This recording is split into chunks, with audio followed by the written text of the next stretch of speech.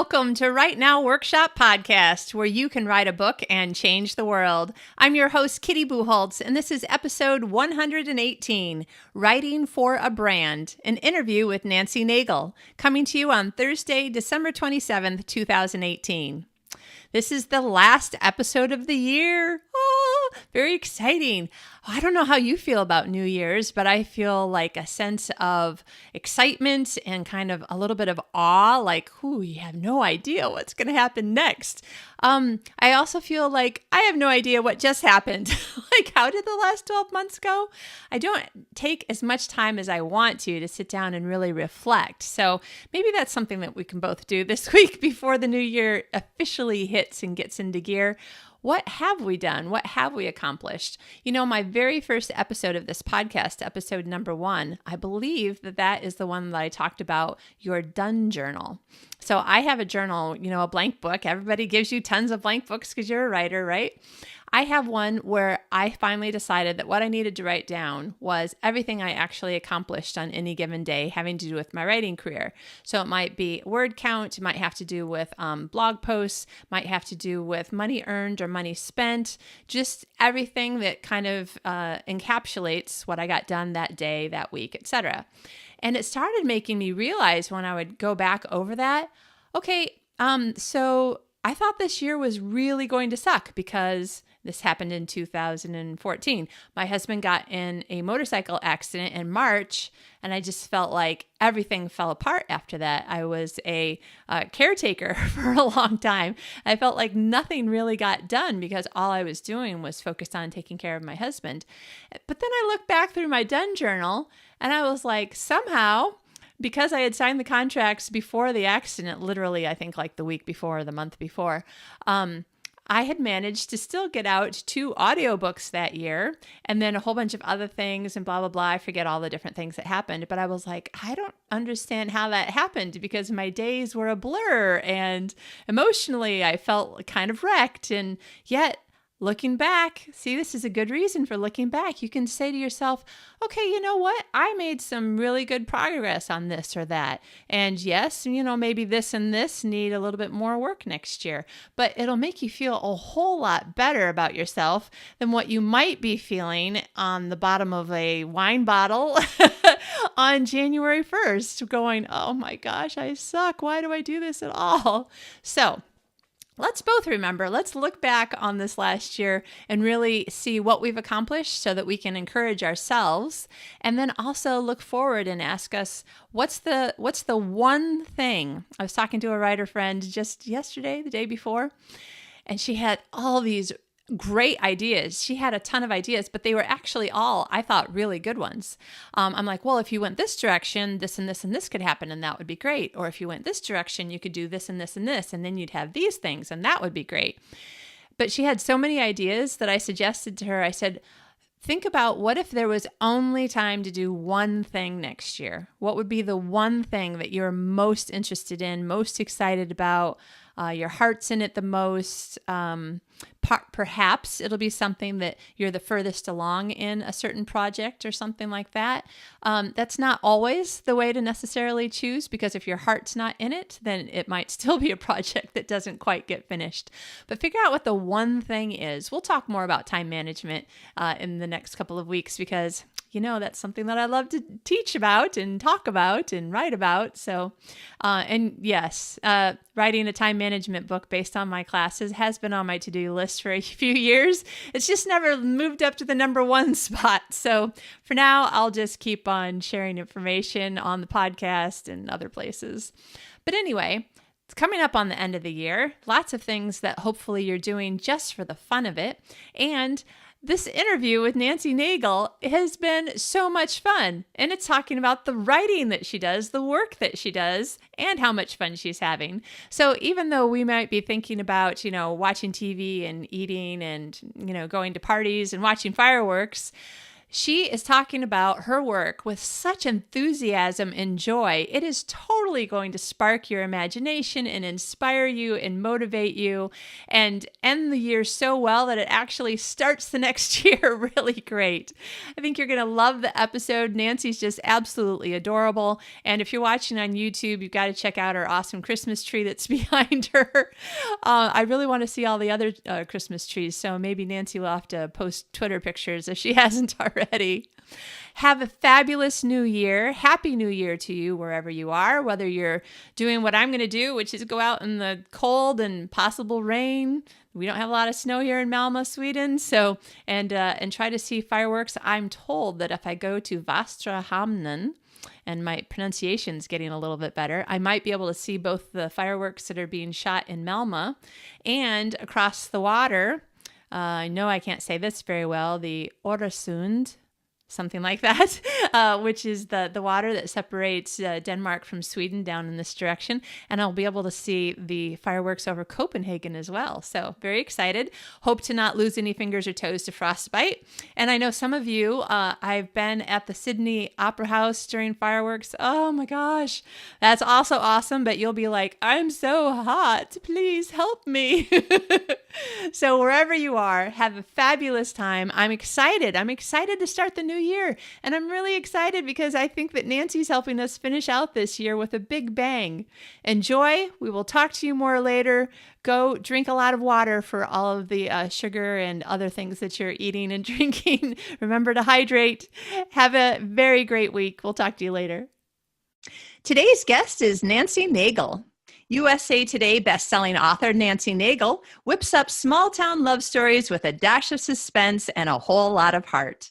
She began her contemporary romance series, Adams Grove, while juggling a successful career as a senior vice president for Bank of America and life on a 76-acre goat farm. Now enjoying an early retirement from the financial industry, she devotes her time to writing, antiquing, trail riding, and the occasional spa day with friends. A native of Virginia Beach, she now calls North Carolina home. Welcome, Nancy.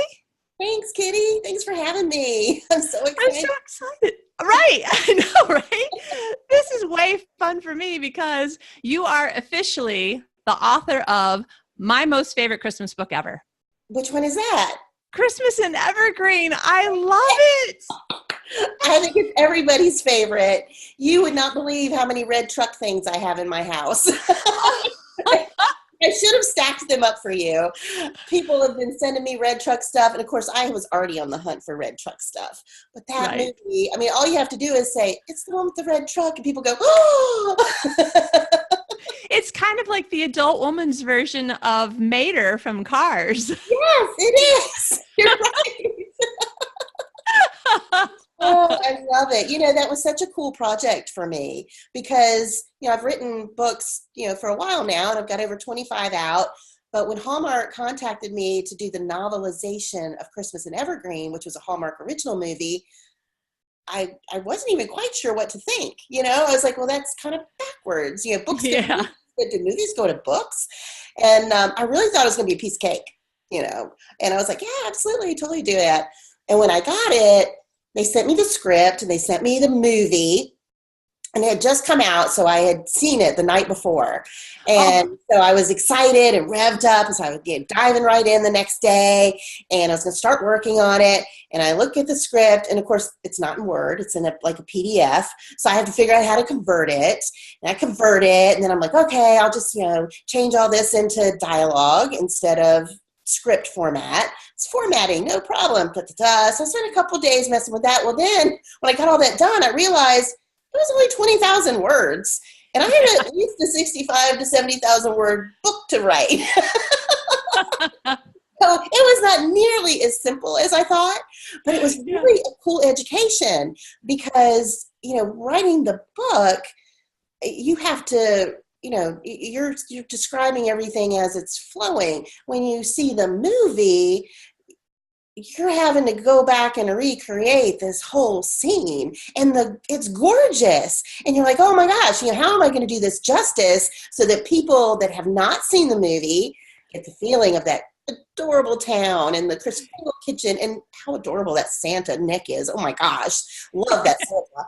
And you want to do it justice. So it definitely was a lot harder than I thought it was going to be, but it was so much fun. I had a blast doing that project. Oh man. So as soon as they said there was going to be a second Christmas and Evergreen book, when it was announced last summer, I said, I'll write that if you need somebody. So I'm working on that now. So that'll come out this summer.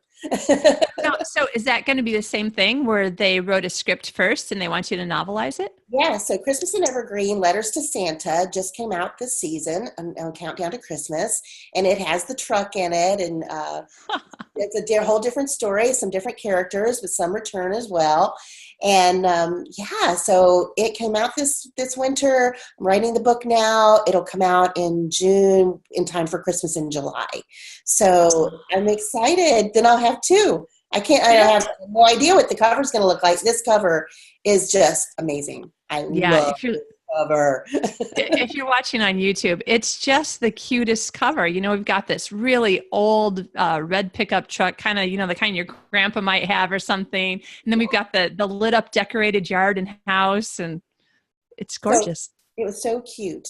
My fiance has a 6-year-old son, and he is in kindergarten, and his teacher, we had a big snow about a week ago, and his teacher sent home this canvas where she and her daughter, while they were snowed in, painted a picture of the red truck for me. And he brought it home, and I was just blown away. And it's adorable. And it was funny because when I sent her my thank you note, she sent me back a note, and she said, yeah, Luke mentioned that it was supposed to have a wreath on the front. So even Luke picked up on the details. I said, oh, it's okay. You don't have to have that wreath on the front. So did he decide that that Dad needed to put a wreath on the front of his vehicle? Yeah, absolutely. I have Christmas and Evergreen sitting on my shelf next to the DVD. I have the book next to the DVD, and then I have the Hallmark keepsake ornament of the truck. Oh, really? It even has the little tree in the back. And then that came out in the summer. And then in October, they had the Kris Kringle kitchen come out as a Hallmark keepsake collectible. So I have that whole little collection. And I'm so tickled to have been a part of that. I mean, it is absolutely a wonderful, heartwarming movie. I love those characters. So that's been a good part of my year. No doubt. Well, and so I can see, because you and I are doing a interview on video, so the people who like to watch on YouTube can see it. You've got your gorgeously decorated Christmas tree right behind your desk. I went crazy this year. Absolutely crazy. So Christmas Joy came out on Hallmark. It was going to premiere on November 3rd. And Hope at Christmas premiered on November 22nd. Well, I was invited to be on Home and Family on November 2nd. So I wanted to decorate for my premiere party, but I knew I was going to be going away to Los Angeles.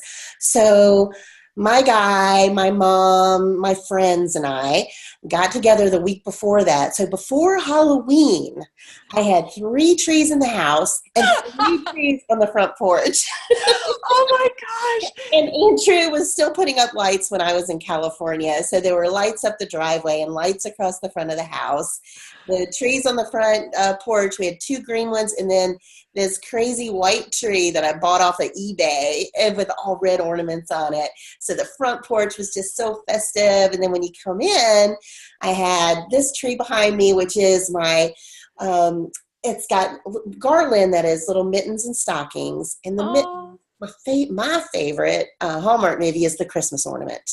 And it's a widowish story, and she finds a new beginning, and it's so lovely. And Cameron Matheson is the hunk in that movie, but he gives her a wreath of gloves because she's always losing her gloves, and that is so sweet. So, but this is my red truck and mitten tree, and it's got mostly red and white stuff on it, and I just love it. It's a lot of fun. And then I've got a Western tree in my den. And that's where I usually do all my writing. I used to have an office, but I found that I never sat in it. So now I just write in the den in my favorite cozy leather chair. And the Western tree has nothing but Western ornaments on it.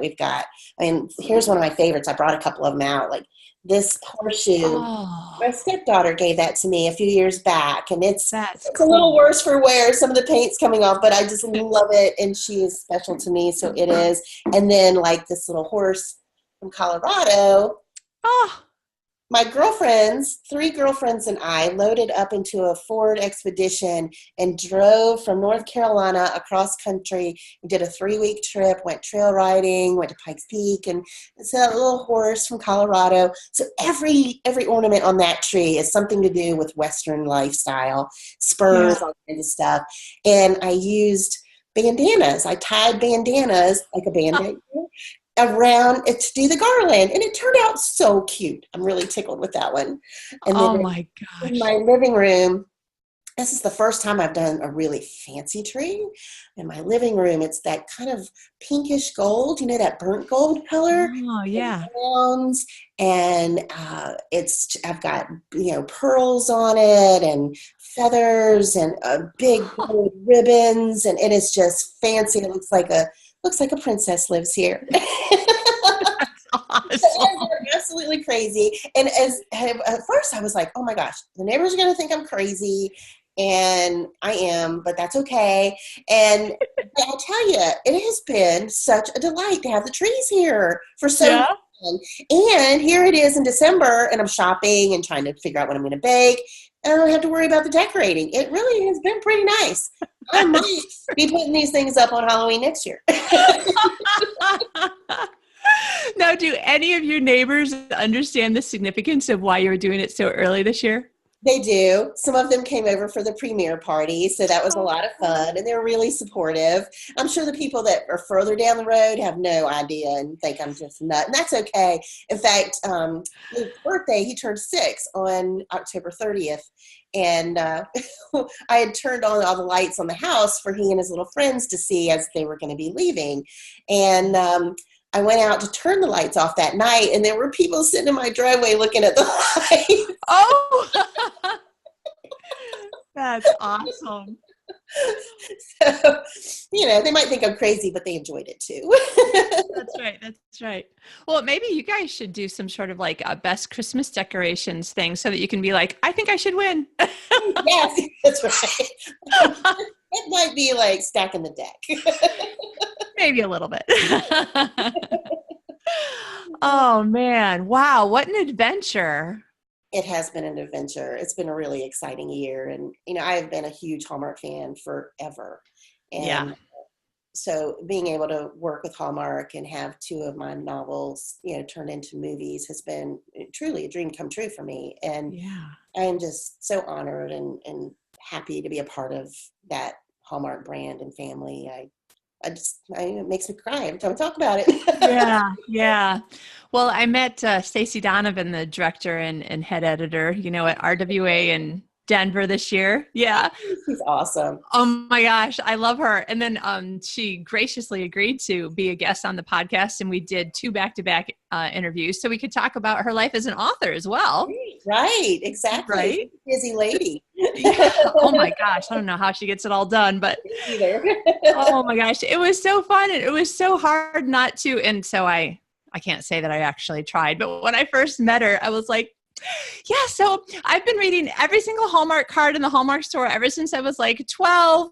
And I got my first Hallmark card as soon as they had like the Hallmark Gold Crown Club, card Yes, thing. yes. And I do this and I buy this and I have that. And I know this doesn't have anything to do with publishing, but I love Hallmark. I know the feeling. I totally know the feeling. And I've got a box of those new little pop-up cards that they've got. Those are so cute. Oh, really? Yes, they're like 3-dimensional, and they kind of pop up.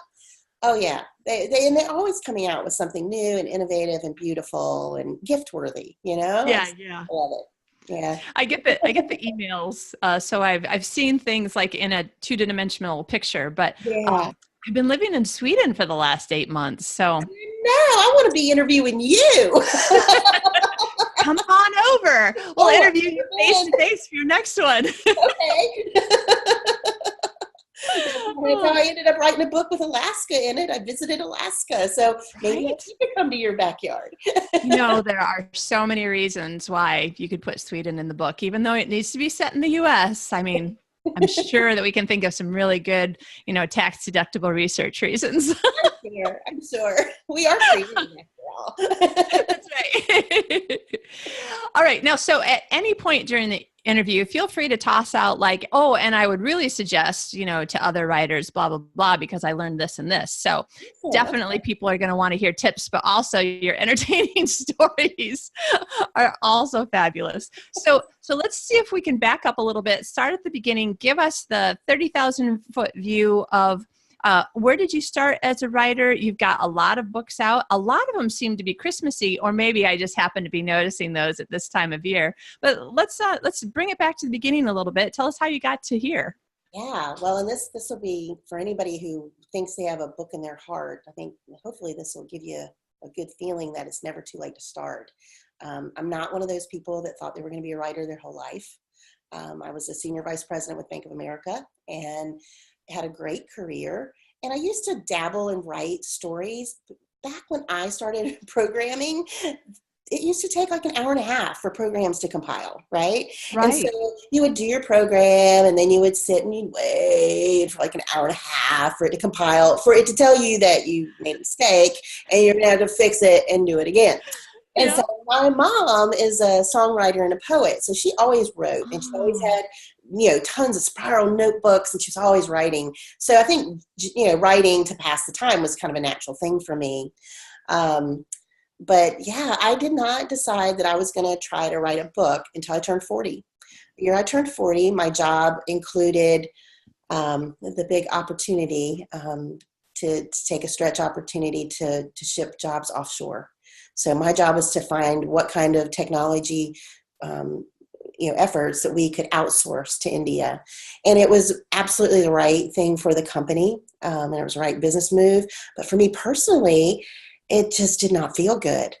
And I thought, this is not what I want to be known for. And so I did some big soul searching. And I think we all do when we're turned 40. You're like, oh my gosh, I'm getting old. But I really started thinking, what has made a big difference in my life? And as I started soul searching, of course, I've always been a huge reader, but any time that I had a tough time in my life personally or at work when I was so stressed out, I would always grab books. And I thought, the person that has affected me the most was Jane Ann Krentz. She's gotten me through a divorce. She's gotten me through bad work projects. She's gotten me through deadlines.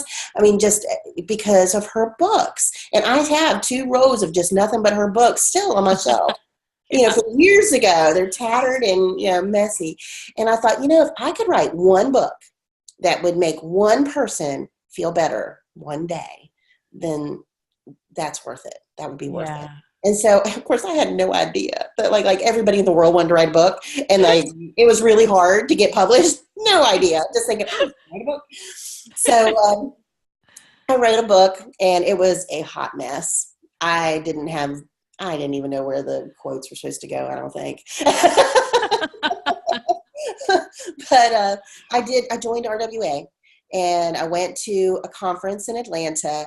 It was so overwhelming that I walked out and saw those like 3,000 women and then went straight back to my room and thought, what the heck am I doing? Using my vacation to come here.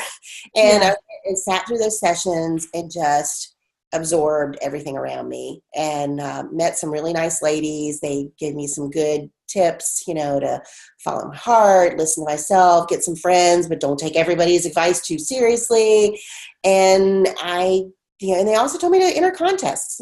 So I think after that conference, I was a little better armed to actually follow the dream of writing a book. Yeah. And I sat down and really started tearing that book apart. And I started entering in contests and realizing just how bad it was. And rewriting. And it took me 9 years to get Sweet Tea and Secrets published. And the original book that I wrote was As Luck Would Have It. And I will tell you that a little piece of As Luck Would Have It is in all 6 of the Adams Grove novels. Right. The first book had like everything in the world in it. Yeah. It had a car chase. It had a bad guy. It had, dogs, cats, murder, you name it. reunion. Yeah. Right. It was a hot mess. But yeah, so that's how I got started. And I actually sold Sweet Tea and Secrets to a small press at first. And it came out and it didn't do much. And the small press didn't have a lot of bandwidth. And so I ended up asking for my rights back. And earlier that year, I had gone to BookCon and Montlake Romance was there. And they were just starting to launch their publishing line, Amazon Publishing. And I had talked to them, not because I was looking for a deal, just because I was curious, what's your business model? How are things going? And we hit it off. And of course, I talked about my goat farm. And I had little organza bags that had a card with Sweet Tea and Secrets in it. And then 2 pieces of sweet tea candy in a tea bag. And I was just giving those out to everybody. And so I gave them to the folks at Montlake. And when I got my rights back, I contacted them and said, hey, got my rights back. Don't know if you might ever want to do some work together, but let me know.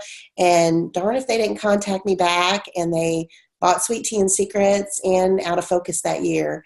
So a 2-book deal out of the gate. And it just hasn't ever stopped. I wrote the 6-book Adams Grove series, and that's kind of like a romantic mystery series. It's got a little bit of suspense thread in each of the books. They're all small town stories and really great. My favorites of that whole series are Out of Focus and Pecan Pie and Deadly Lies. They feature the super hot country music guy. He is just so wonderful. If he was real, he would be so mine, or I'd be a stalker. That's awesome. So maybe it's good that he's not real. Yeah, maybe. Jail would be a harder place to write books. So I look bad in orange, so it would not be good. Until they're so out. Or wait a minute, they're back in. So that was the first series that I wrote. It was kind of romantic mystery. And then I started really realizing what my voice was. In the 5th and 6th books of the Adams Grove series have a much heavier mystery line to them, and they're even a little dark. But they're light dark, My voice is just not tough enough to carry that off. So I started realizing that I had, a softer, fresher voice, and started writing the stories that were really in my heart, not what I was trying to plot. And so I think it took me those first 6 books to kind of get that feel. Yeah. Then I wrote the Boot Creek series, and that is more women's fiction. And Life After Perfect, I wrote while my husband was diagnosed with cancer and lost a very short battle in 2014, and that came out right after that. So I was writing that book during that time, and so there's a lot of emotion and stuff in that book that was helping me deal with my life at that time. Right. Yeah.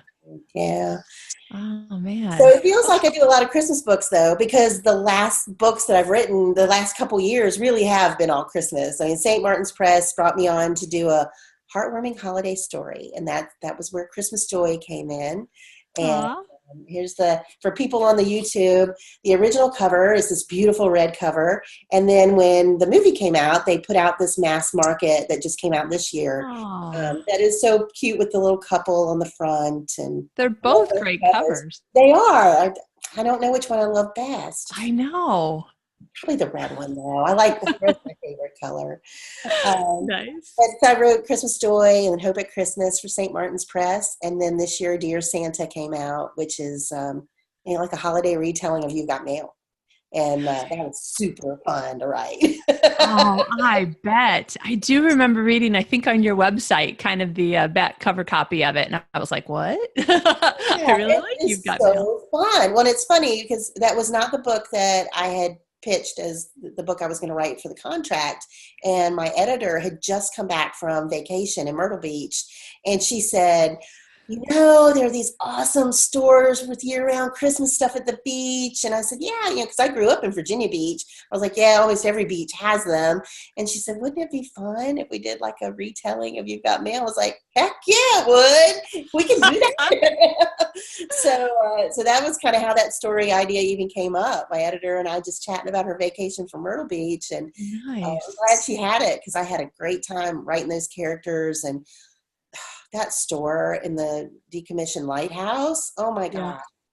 It is so lush. And I mean, I can see all those pretty, the village pieces up on that bookcase that her grandfather had built, and oh, just the heirloom ornaments. Some of them have been there 25 years, but they're still sitting there. But yeah, I love that story. All right. So this one, we're going to go the opposite direction. This one, you came up with the story idea, wrote the book, loved it, and then someone got in touch with you and said Hallmark is interested. Yeah, Christmas Joy was the first one. So yeah, they Crown Media contacted my agent and said they were interested in seeing Christmas Joy, and they optioned it. And then it took about a year. Yeah. And it was funny because my agent was like, don't get too excited. Lots of things get optioned. They don't all, go to movies. I was like, okay. But, I'm a huge Hallmark fan. I'm like, look, I got optioned. Who cares, Yeah. And then when they called, my agent called on Valentine's Day. I was sitting out on the deck with Andrew. He had poured us glasses of Pinot Noir and was making steaks on the grill, and my phone rings and I'm like, it's Valentine's Day. And he's like, who is it? And I'm like, it's my agent. And he goes, well, you have to pick it up. And I was like, you okay? And he's like, yeah. I'm like, so I answer.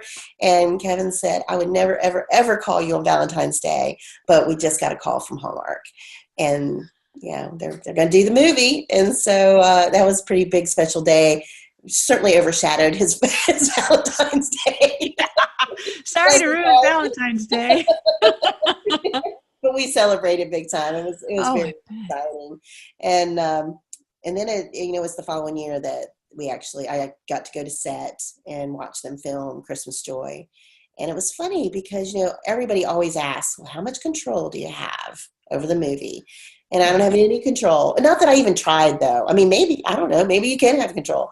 I didn't even try. I knew out of the gate there wasn't a Hallmark movie I met that I didn't love. So they could do whatever they wanted. I knew it was going to be heartwarming, family-centric, community-driven. I would laugh. I would cry. I knew it would be fine. And of course it was. I mean, Christmas Joy is absolutely gorgeous. I mean, the Balsam Hill trees. And maybe that's kind of why I went crazy, right? Right. Because when I was in Vancouver on set, I was just walking around like, oh my word, these are gorgeous.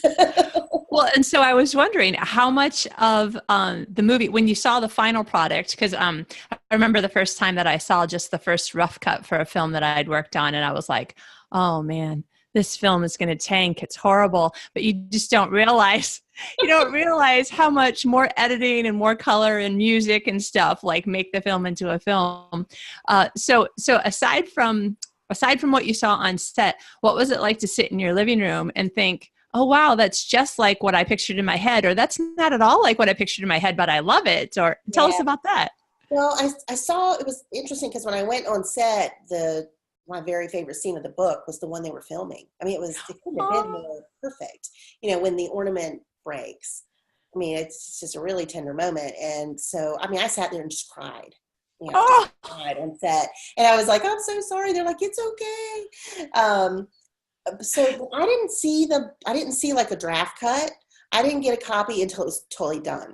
Yeah. And I had actually just come home from my second trip to Vancouver to watch Hope at Christmas get filmed, and I came home with pneumonia.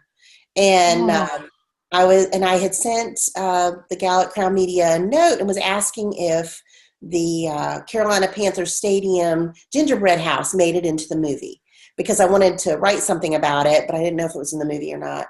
And so she sent me a note back and she said, it is, but instead of just telling you, I'm sending you the movie. And so I got to see it that week, and I grabbed my mom. My mom lives with me. When my husband passed away, I sold the farm and moved to North Carolina and moved her in with me, which I just love having her nearby. And I grabbed my mom and I said, I've got Christmas Joy. And we sat on the couch. I have a couch at the end of my bed in the bedroom. And we sat there sitting together with my laptop and started watching it. And it was amazing. I mean, I knew when I went to set, I had gifts for everybody because I was excited. A little taste of North Carolina. I had Dewey's cookies and Black Mountain chocolate and, a signed book. And so I had all these bags. I looked like the bag lady coming in. And I'm Southern. That's what we do. Right. And one of the gifts was a special one because it was for Molly, the little girl in the book. And I love Molly in the book. And I had found on Etsy someone that hand painted lunch bags with rabbits on it, which, like in the book, like she mentioned that first scene when she comes in, she's got that little lunch bag that had been hand painted with the bunny on it. And I'm like, well, who's playing Molly? And they're like, there's no Molly. I was like, oh. Oh. I was really disappointed when I first found out Molly wasn't in the movie. Yeah. But overall, I mean, I get it now that you can't fit 90,000 words into a 20,000 word script. And they eloquently got around all the Molly stuff. I think readers people that see the movie and then read the book are going to be super delighted, though, because I think just the whole dynamics about Ben and Joy with the little girl, because neither one of them are parents or, I think that they'll be really excited to feel that growth and what that little girl brings to those scenes. And like when they have the flower and it's the snowflake kisses. I mean, I love that. Oh, that's so there wasn't anything that I was disappointed in at all in that movie. I mean, I laughed and I cried. And when I sat and watched that last part, my mom and I are just sitting at the end, and then they pan up to the sky and there's that green star. We both went, "Aww." So that was pretty cool. Oh, man. Now, listen, I know that on the one hand, the chances of having your book made into a movie are they're so close to zero that it's almost zero. On the other hand, because Hallmark now has Hallmark Publishing, and now there is a much stronger chance that original novels published through Hallmark Publishing may be picked up and made into Hallmark movies. Now that you've gone both directions, you've written books that have become Hallmark movies, and you've taken Hallmark movies and written them into books. Give us some things that you learned, things that might be helpful to other writers who are going to send an original manuscript to Hallmark Publishing that they hope, will be picked up. Is there anything that you learned that you're like, I shouldn't have done it this way because they can't film it, or I should never have changed this because the book needs to be the book and the film people will figure it out if they do a film? Tell us what you've learned from these experiences. Yeah, I think you need to stick to the book and not think about the film so much. I mean, the story has to hold its own, and that's the product. And I think advice for people that are trying to write a Hallmark book, and my first Hallmark novel will come out February 12th, The Secret Ingredient. Yes, I am waiting for the pre-order. I think, is the pre-order up now? I think it is. It's up. Yeah, it's up. But I think if you're writing for that, I think you really need to be sure that, you know what the Hallmark brand is. And you want to keep that in mind through the whole story, because there are certain things. I mean, I pitched a few stories that they were like, no, can't do it. And I thought they were awesome stories. But like one had, was around a dog show. And of course, Hallmark is very involved with, pet adoption. And because it was a dog show, they were like, no, we're not going to, promote that. And I thought, well, it could be a mutt show. But it was like, as soon as it kind of clicked that no meter, it just was off the charts. So I think because it didn't fit their brand. So I don't apparently know that much about dog shows. So there's something about dog shows. Is it dog shows promote overbreeding of dogs? I guess. Well, and because they're always promoting the adoption side. So they wanted it to be more homey. Yeah. So just I guess it wouldn't conflict with the adoption side. And they're so good about, bringing those pets on the show and helping people remember there's so many, little puppies and kitties out there without homes. So yeah, I think, know the brand. And, there's no room for a lot of conflict. The conflict really has to be light. Yeah. In Hope at Christmas, I thought that was kind of the perfect Hallmark book, and it wasn't. In the book, And so I guess this might be a little bit of a spoiler, but in the book, B, who owns the bookstore, is a real old lady. And she's kind of looking for that legacy person that's going to take over her store for her. And so Sydney ends up kind of being the angel that comes in and takes that on to the next generation. And B dies in the book. And the gal at Crown Media, went to Bill Abbott and said, "Oh, but it's so tastefully done." And they're like, you're not killing her off on Hallmark. And I did get one letter from a lady a few weeks ago that said I should have put a warning in the front of the book that said nice people might not make it to the end. And I felt terrible because she was emotionally scarred, I think. And I was thinking, she was an old woman, and it was a good thing that she was being able to, have her legacy carry on. So, I asked her to read the last chapter and see how they handled all that, but I don't know if she did or not. So I think Hallmark made the right call on that. Yeah. And in that book too, I had 2 divorced parents. And for me and the story, it was great because, he's the father of a son, she's the father of a daughter. They're both dealing with different kinds of single parent issues. And for me, that was really interesting. But that's a lot of heaviness, in a Hallmark movie. So, just kind of keep that in mind, how heavy things are. At the end of the day, I think, they want to bring, certainly there's conflict, there's things that have to get, hurdles that have to get over, but they're also a little lighter. They're not going to make somebody think, "Oh my gosh, that's me." Yeah. So think romantic comedy side rather than women's fiction side. Yeah, absolutely. I think that's a good way to put it. Yeah. And of course, they're getting a little more dramatic on the Hallmark movies and mystery side. And I think they're changing all the time to, meet the market. And yeah, I don't have any really good advice. I think I got lucky. I didn't pitch this book. I didn't pitch Christmas Joy to them. I actually think I got the deal because of a tweet. Somebody found me. So, yeah, I think there's a whole lot of luck involved. Yeah, as is often the case, Yeah.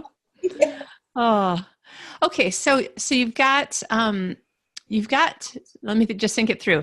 2 books that are actually St. Martin's books that Hallmark movies, a Hallmark Channel bought the rights to make the movies. And then you've got 2 books that Hallmark Publishing hired you to write based on Hallmark movies. Right. Okay. And then so February is the first original book by you published first and only by Hallmark Publishing. Yes. All right. That one's The Secret Ingredient. And it is a reunion romance. Small town, but it ends up in New York City. So you're going to get the contrast there. And it centers around a baking competition. I'm really excited too because my heroine in that book has an unusual pet. She has a micro pig. Oh my God, I've never even heard of a micro pig. She has a little pig as a pet. And so I'm excited about that because he's really cute and different and fun. And I think he brings a lot of lightness to the story. Now, I have to ask, since you lived on a goat farm, have you put goats in some of your books? Almost every book has a mention of a goat somewhere. And in fact, in Christmas Angels that I just turned in, my mom said, "Did you get the goat in?" And I was like, "Oh, I don't know." And I was like, "Oh, I did," because I said, "Oh, when you go around this curve, there used to be a herd of goats over there." So it happens automatically. I don't really have to think about it, but it's either a comment or sometimes an actual goat shows up. But yeah, we had 80 acres of goats. My husband was a goat farmer, and it was a fabulous lifestyle. They're like puppies. You go out and go, "Hey girls," and all of them run to you. And kidding season, since we had 500 goats on the farm, and in kidding season, you might have 50 or 75 in a day. And the mamas would get confused on whose was whose, which was okay because my husband would, if someone had triplets or quads, that's really nice, but they only have 2 faucets. So he would steal the babies and give them to other moms, and they were so confused they didn't know. So what a life. It was great. We did a lot with the 4-H. We had kids come out to the farm and, helped teach them about, animal husbandry and how to take care for their animals and show their animals. And yeah, it was a really, really neat part of my life. Yeah. My best friend growing up, she had goats on her. We lived in the woods in Michigan, so I don't know how many acres she had, a lot. Yeah, And every once in a while, we'd do a sleepover, and I would wake up, and there would be a kid in my sleeping bag. And Julie just thought it was hysterical that I would be like, "Wow, what's in my sleeping bag?" that's awesome. It was pretty awesome, I have to say. And then, the goat's milk and the goat's milk fudge and oh my gosh, goat's milk ice cream. Oh, yeah. Okay, so if you don't mind, let me take this another direction. So you were talking about you really need to know your brand. So there's a lot of people self-publishing, a lot of people traditionally publishing, lots of people doing both. When you are researching where you want to send your book, as far as to an agent or your agent kind of really makes up the decision about where she or he is going to send your books. But let's say that you're thinking to yourself, I really think that St. Martin's might be, I read a lot of their books and I think that this might be a good place for me. What are you thinking as an author when you're thinking, okay, St. Martin's brand versus, say, Hallmark brand? Yeah. Well, you definitely have to have a good strategy these days. And, just like your financial portfolio, my personal strategy is to, be sure that I'm diverse, and I have my products in a lot of different areas. Yeah. So, I'm just not an all eggs in one basket kind of girl. Yeah. But, as far as finding the right publisher, I think, looking at the books that you read, looking at those finds and seeing who the books are by is a great start. You definitely want to write for, a publishing house that represents the kinds of stories that you tell, or you could just be kind of lost out there, Yeah. I'll admit that, I have tons of Mira books on my shelf, and I haven't written a Mira book for Harlequin yet. It's on my list. Yeah. Yeah. I still want to have a book with Mira on the side, because I know the kind of stories that they represent. And so that's definitely on my list of things to do, my wish list. I would love to write a book for them. I pitched them a million times when I was first writing, but since I've been published, I haven't repitched them. So I need to get that back on the list. Yeah. But, for new authors, it's tricky. A lot of the houses don't take unagented submissions anymore. So, things like your RWA conference or your local chapters, when you have the opportunity to pitch an editor or an agent and those things, that is just great. That is a wonderful way to open doors. And even if it isn't the door that gets you the contract, you end up learning things that help you get the contract. I remember one of the first editors that I ever pitched was Kate Duffy at Kensington. And All right. yes, she's passed away long ago, but what a wonderful woman. And she gave me a lot of really good advice just in those few minutes that we chatted. And I remember her saying to me, and I think this is what turned the corner for me, went from As Luck Would Have It to actually Sweet Tea and Secrets That Sold. She said to me, that sounds really good, but I'm going to tell you that a lot of first-time authors make the same mistake. They try to do everything in one book. Simplify that. Simplify it, Nancy. You're going to be, I like your voice. You're going to do it. And it was interesting because at first I didn't really know what that meant. And I was like, okay. But, I kind of pondered, and it took me a while to really figure out what she meant by the advice, but it was awesome. So, listen to what people have to say to you. Don't get your feelings hurt. It's tough. That's a hard one. I keep my big folder of rejections right in my left-hand side of my desk drawer, so I will never forget, how much time and sweat and sorrow, I put into getting that first book out, because, it's hard. There's a lot of people and a lot of talent and a lot of really talented people that aren't, getting picked up too. So I think, luck is still a part of it. I think being genuine is a big part of it. And I used to tell my mom, I said, what I think the secret is? I think the secret's not giving up. I think if you're tenacious, it's like not if it'll happen, it's when it'll happen. Like if you just will not give up, eventually your turn comes. Yeah. Yeah. I was in a screenwriting program in 1999, and it had a bunch of people who were currently working on, big shows and movies in Hollywood. And I think 2 or 3 people basically said the same advice, but one of them said it this way. They said, look at it as a little bit like musical chairs. You've just got to be the last person standing, because other people are going to quit. They're going to give up, and then it'll be your turn. Yeah, exactly. I honestly believe that is true. I do.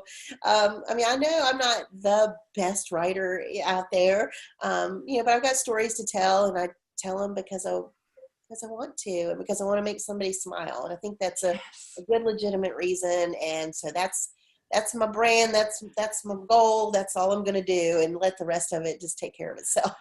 That's awesome. I was teaching a writing class a couple of weeks ago at my church, and just kind of letting my spiritual side kind of go, because it was at church. So I thought, I don't have to put any fences and boundaries and try not to offend. I can just say what I'm really trying to say. And I was showing them a clip from a comedian named Michael Jr. Cracks me up. This guy is hysterical. I think he's hysterical. He hits my brand of humor. And he had this. Yeah. Oh, yeah. Look, Michael Jr. on YouTube. I just think he's hysterical.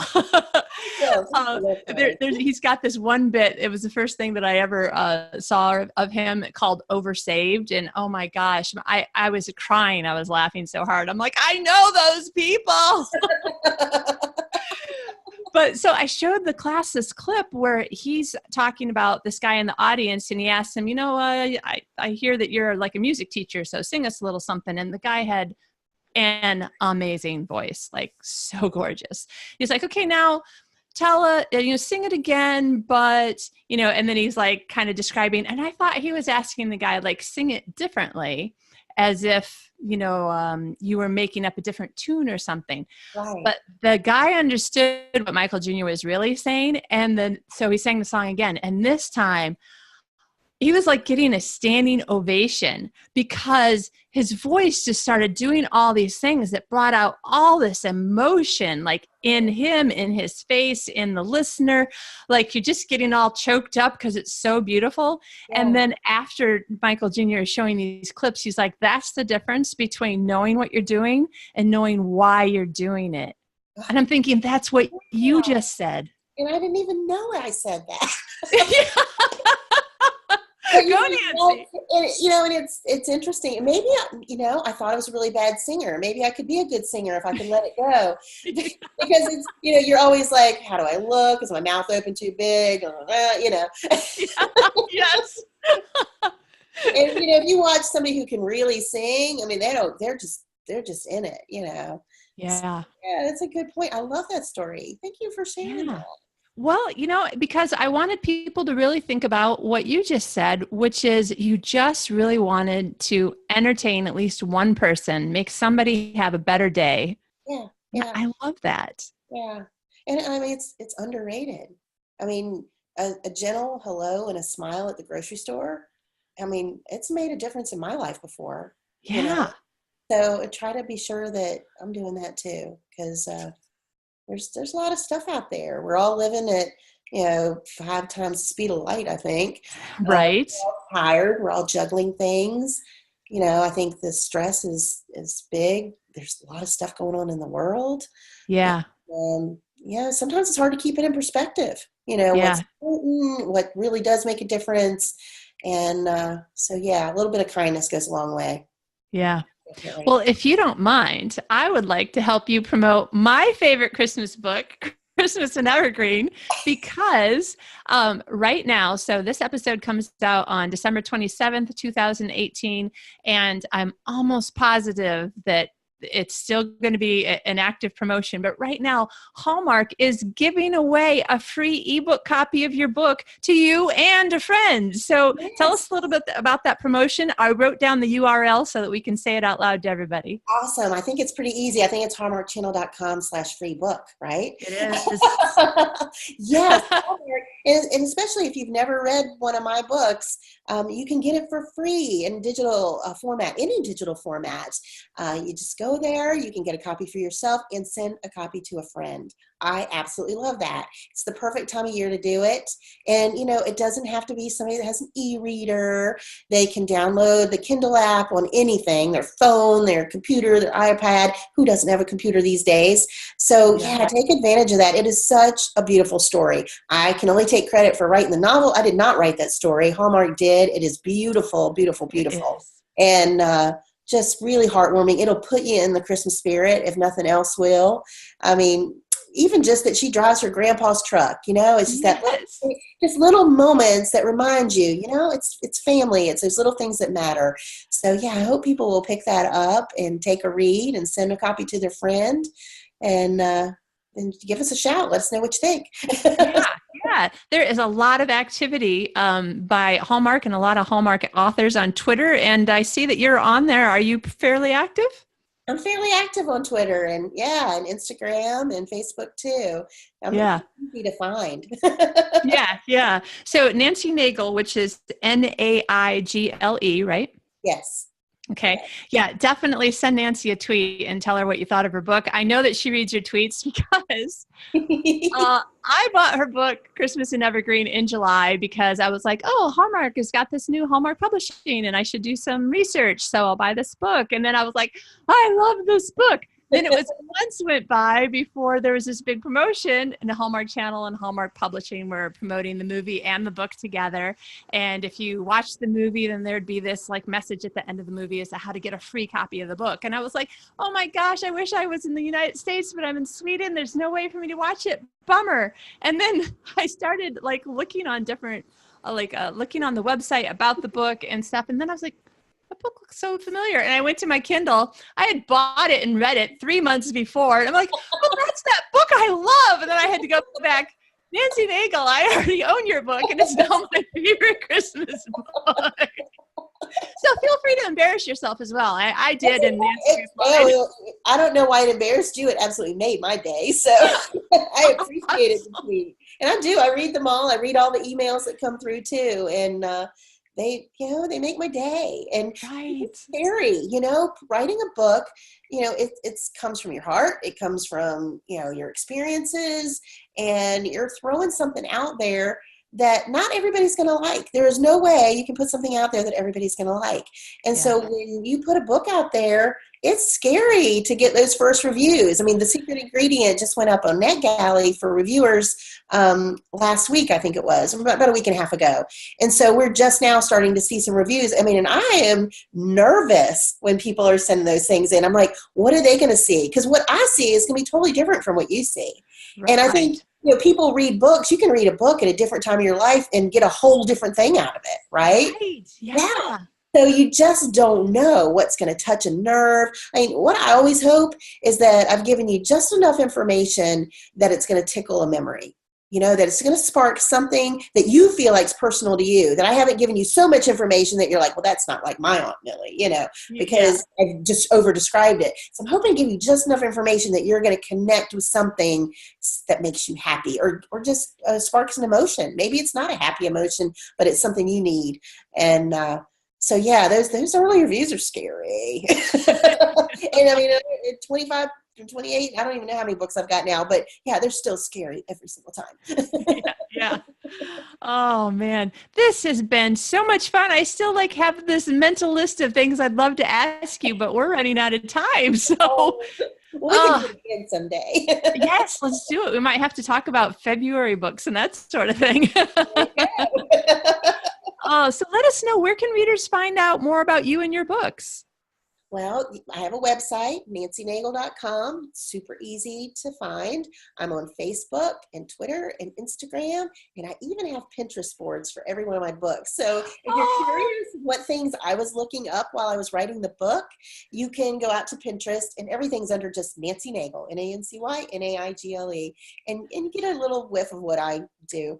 But all my books are available on Amazon, Barnes & Noble. If you're in the U.S., the Christmas books are on the shelves at Target and Sam's Club and Walmart, and pretty easy to find. Ask your librarians to order them in for your library. I love libraries.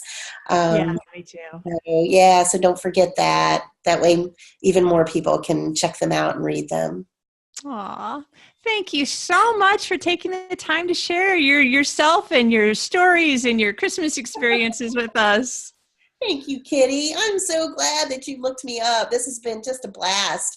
I might really show up in Sweden. Awesome. Come on over.